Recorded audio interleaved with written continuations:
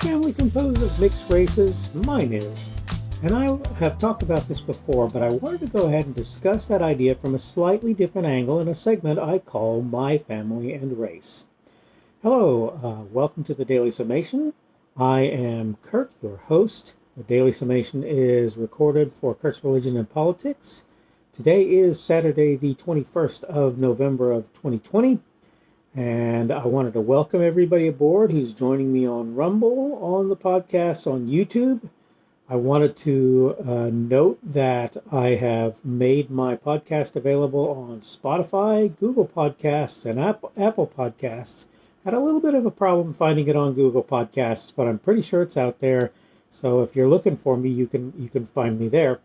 I wanted again to say that the subject of this video is something I'm writing about, my family and race.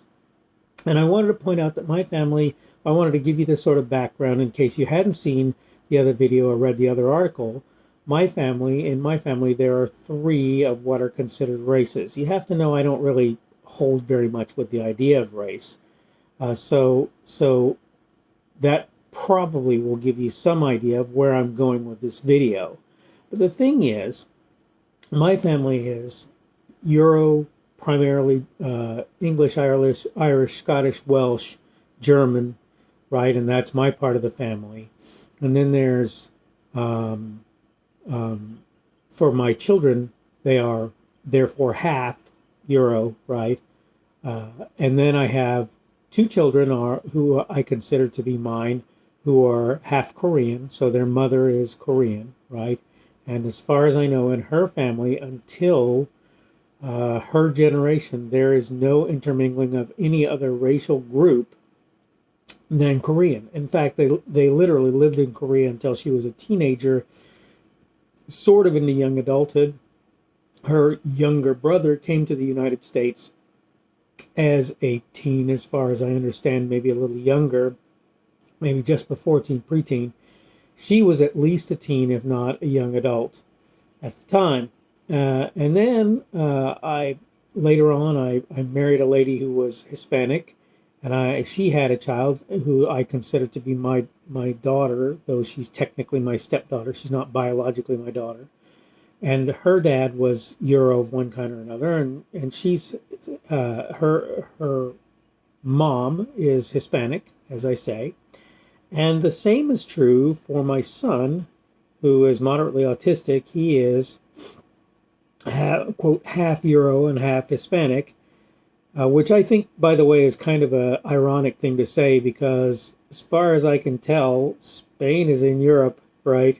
So I think that's kind of a funny thing to say anyway. I really do. I think the idea of that separation is kind of almost a head scratcher when you think about it, right? Because you're talking about somebody whose family lineage comes from a peninsula that is actually, as far as I can tell, attached to Europe. And if anybody were asked where it was, they would probably say it was in Europe. So why we don't call Hispanic people Europeans to begin with, I don't get. As far as I'm concerned, if they're from that region, if they're from Spain, Portugal, whatever, they're European. Right, so why are we even calling them anything else? That's always been something that made me kind of shrug my shoulders and go, I don't get it, but whatever, you want to make that separation, I guess you can. I get that there are cultural differences between every group, right? The French are different from the Spanish, are different from the English, are different from the Germans, are different from the Poles, are different from, the Ukrainian people, are different from just about everybody, Romanian, if you want to go farther, Eastern Europe and so forth, and various, Lithuanian and so forth. It's true that there are differences in the cultures, but the thing is, we don't talk about, French as not being European. We don't talk about English, even though England is across a channel. We don't talk about anybody from England, Ireland, Scotland, or Wales as not being European. So why do we do that to Hispanics? But here's the thing. Like I say, the basic subject, the basic thing that I wanted to bring up here, that I wanted to get going on and understood is, look, I don't ever tell anyone in my family, and I'm technically married still, but I've never told anyone in my family, don't act as the people in your family act, or act your race, right? I've never told them that, or your culture. I've never told them that. I don't necessarily agree with everything every culture believes. That's okay. I don't have to. That's not how that works. You don't have to spend your time worrying about everything that every culture believes. I see absolutely no sense whatever in bad mouthing or abusing any part of my family based on the race. And I'm going to say this again. Look, in my mind, people who are called black, which I think is another absurdity, right? I think black and white are absurdities. I'm not black and I'm not white and they ain't black. Sorry to tell you that. Sorry to burst your bubble on that, but that's the reality. And we're all human, and no, that's not a race, that's a species. So I'm kind of again scratching my head again over what the supposed difference in race is here, which I can't even come up with a good definition for, right? With my children, where I'm able, what I've done is I've tried to teach them to be good people, and I've tried to teach them to largely be what would be referred to as colorblind. I'm not saying when I say that you can't celebrate other cultures with the people who have them, right? My kids have all had friends that were from all over the place. One of them had friends of a more intimate nature who were black, and I've got to tell you that I don't really have a problem with that on the face of it. If the character of the person is poor, well, yeah, I have problems with that, right? But that's character. That's not whether or not the person is black, white, yellow, whatever. I don't care. What do I care?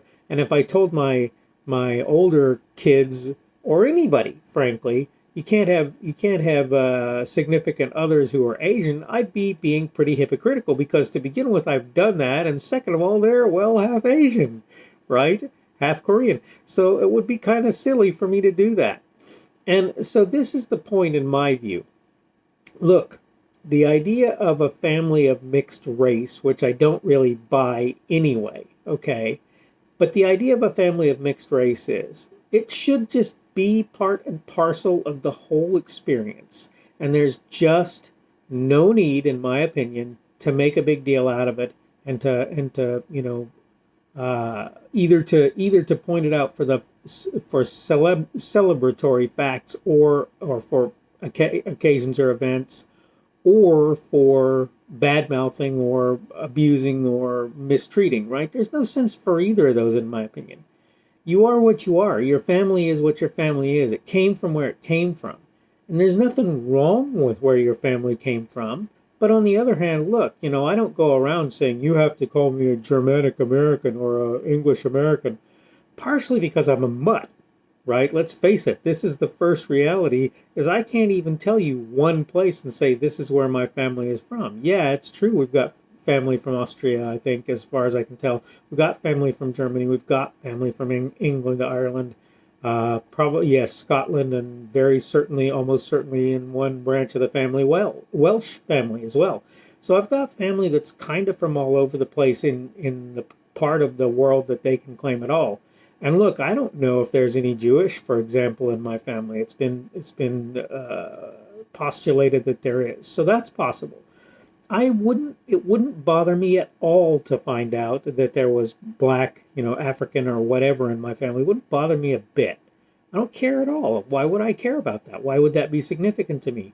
This is the point. I see all of these people making all of this big deal. Oh, this and that, this and that. And I get it. There are people out there who misbehave, who act improperly, and they do so on what's considered a racial basis. And I'm sorry that that's true. But to me, the answer to that is to do what, and I forget his name now, but what one of the black celebrities said, which was, stop talking about that. Stop treating that like it's so important. And I don't mean that, like I say, from a sense of, refuse to acknowledge that there are differences in persons and in culture. And I don't mean that from a medical perspective, but I mean it from a perspective of stop treating that difference like it's so serious. All right, I am going to wrap it up. I hope that you are having a good day today. This is what most folks would count the first day of the weekend, it being Saturday, as I say, the 21st of November of 2020. I hope I will be able to do another video tomorrow. That will be the 22nd of November, and it will be of 2020, and it will be a Sunday. And so I hope to be able to see you then, or have you see me then, right? And again, I hope everything is going well for you. I hope you have a good day and a good weekend, and hopefully we will see you again tomorrow. The speaker on this edition of the Daily Summation is Kurt Schubert. This video is recorded on Saturday the 21st of November of 2020. The Daily Summation is created for Kurt's Religion and Politics. Thanks for checking out this video. Remember that you can like it on YouTube and you can give it a rumble on Rumble if you want to do that.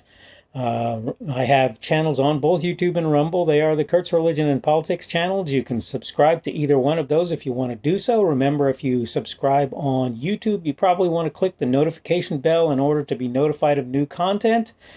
If you want to see more from me, you can check me out on my blog. That's blogs.kpschubert.com, blogs.kpschubert.com. You can also see my Facebook page. That is Kurt's Religion and Politics on Facebook. You can check out my Twitter, Parler, and Minds.com accounts. My handle on all three of those is at kpschubert. That's at kpschubert. You can check out my podcast. The podcast is at podcasts.kpschubert.com. That's podcast.kpschubert.com. And finally, you can check me out on Patreon. And if you want to support me, that's probably one of the better places that you can do that. I am Kurt's Religion and Politics there. Thanks again for checking out this video, and hopefully we will see you again tomorrow.